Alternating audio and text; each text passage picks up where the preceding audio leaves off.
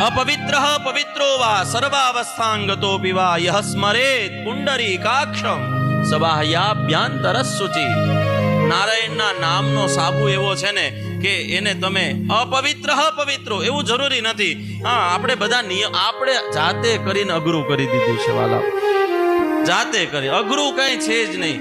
ઘણા લોકો હા નામ મંત્ર છે ને એના માટે છૂટ છે, વેદ મંત્ર માટે છૂટ નથી.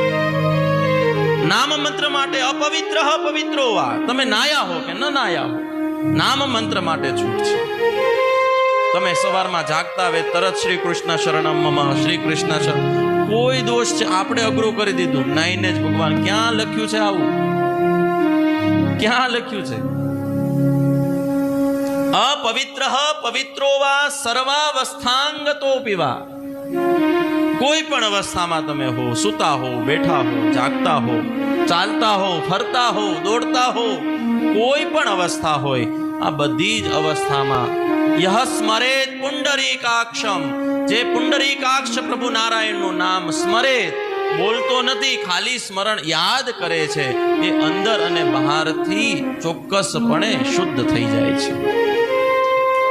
અંદર અને બહાર. બહારને તો આ બહારના શરીરને તો એવું સાચવીએ છે ને આપણે, એવા એવા સાબુ અત્યારે નીકળ્યા છે, જુઓ તો ખરા તમે.